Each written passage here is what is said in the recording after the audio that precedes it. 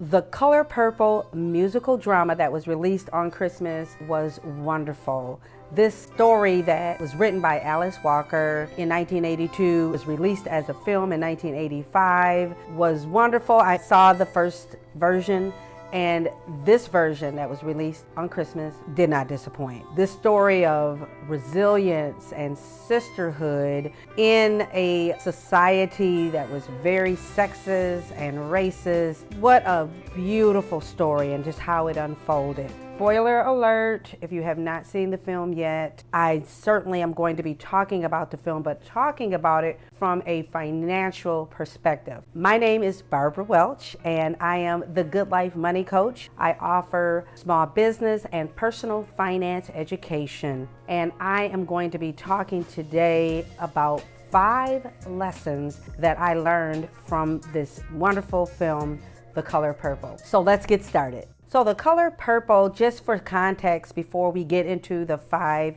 lessons, the setting of the story is in the 1900s to the mid 1900s in the Deep South. And at this time, 90% of African Americans lived in the South. And so it's Jim Crow era, segregation, discrimination, and from an economic standpoint, most African Americans did not own property. They did not own land or their own homes. And even very young children were not educated. So they were still illiterate. If you've seen the film, you already know that the characters in this film are already defying the odds because they are in a much better financial position than the typical African American at that time. So I'm going to give you 5 financial lessons from The Color Purple film. Lesson number 1, monetize your talents and gifts. So Celie turned her talent for sewing into a profitable business. If you recall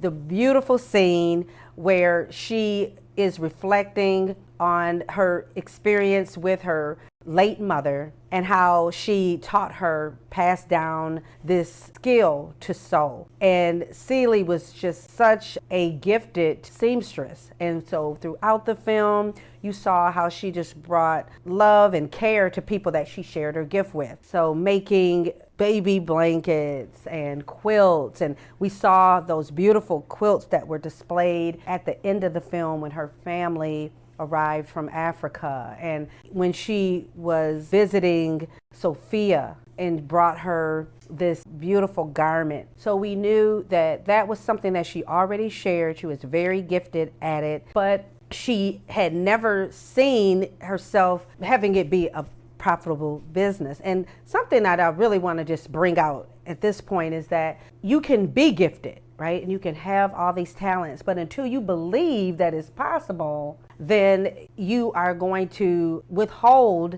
your gift from the world and have it also benefit you. And so many times we're okay with our gifts benefiting others. But if we take that next step, that have that confidence and that belief, then we can turn that into a profitable business for ourselves. And so Celie was really a wonderful example of that. Once she believed it was a source of income. So after she was demeaned by Albert, who she called Mr., who told her that she would always be poor, she'd always be ugly, that she'd be back, she at that point realized that I'm gonna make it. I'm not gonna be here. She stepped out and knew that she could turn that gift of hers into a profitable business. So that was a wonderful example of monetizing your talents and gifts. Lesson number 2, build generational wealth. Celie's mother and her biological father had the wisdom and the knowledge and just the foresight to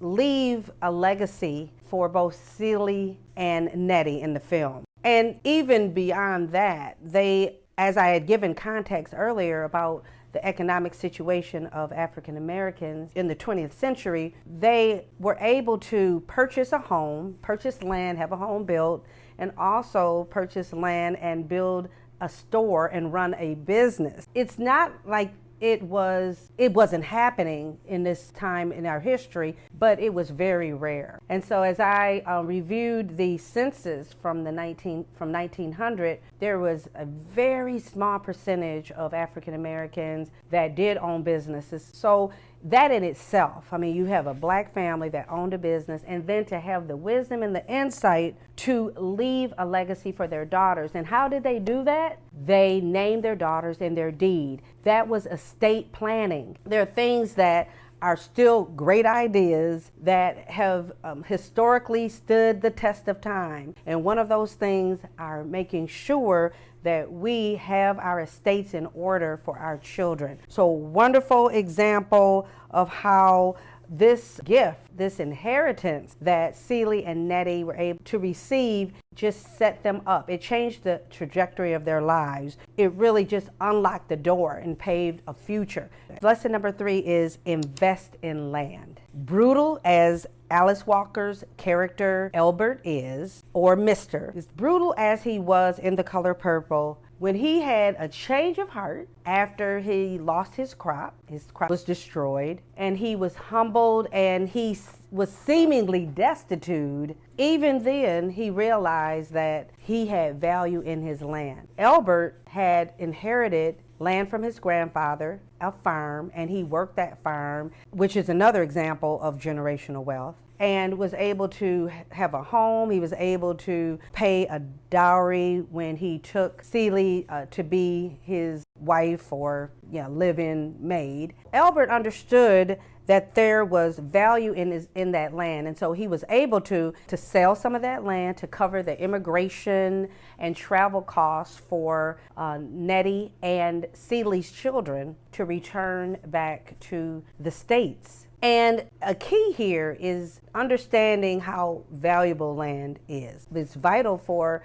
sustaining life. So we use land for agricultural purposes. We use land for development, for housing and commerce, and also for conservation. So land will always be needed. There's always a demand for that land. And because of that, the land is always going to perform well regardless of economy. Albert understood the value of his land. Land is a solid investment. It was then, it is now. Some things just don't change. Lesson number 4, seize income opportunities. Another great character in The Color Purple is Harpo. So Harpo starts his life, he falls in love with the very vivacious and bold Sophia. And because of his background, the way he was raised, and because of even Celie's background, he was given some really bad advice to beat his wife. And they had a beautiful home that they had built on land that he also had inherited, albeit on swampland. They were able to build a home. They were happy with that home. And because of their challenges, the marital issues, Sophia left. But I think it underscores the importance of being resourceful and adaptable in the face of adversity. Despite personal challenges, Harpo saw an opportunity to transform his space into an income-producing asset. What a great example of identifying an opportunity and then seizing it. And finally, lesson number 5, financial stability supports philanthropy and generosity. So throughout this film, we definitely saw that sisterhood among the women, but also the women supporting the men and other people in their community. There was a lot of generosity displayed throughout the film. But I think one of the most poignant examples of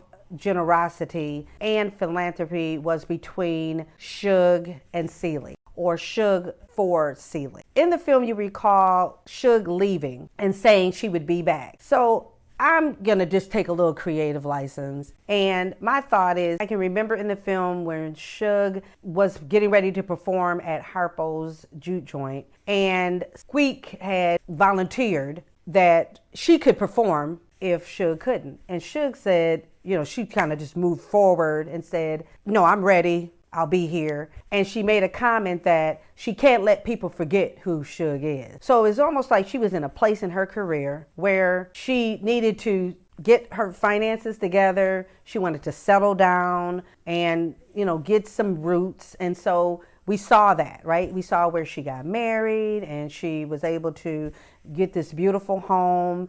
And my creative license says she then was able to just get established and more stable financially. And so she returned. And when she returned, she was able to really offer Celie room to begin to put her life in order so that she would be able to move forward. And the key is Shug took the time to make sure she was in a good financial situation before she offered to help someone else. And so many times, I think this was a really great example of the correct way to show generosity, the correct way to be a philanthropist is by ensuring that we are in a solid financial position before we give a hand out. Shug was able to rescue Celie, or offer her a safe haven in her beautiful home in Memphis, Tennessee, because she was in a stable financial position. And we can all be inspired by the wonderful characters in The Color Purple. From Albert to Harpo, Celie and Shug,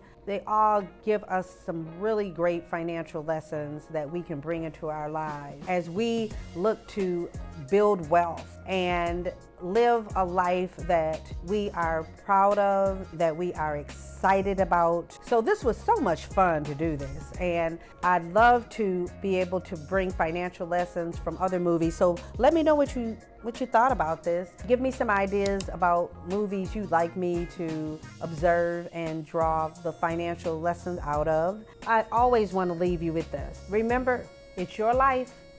Make it good.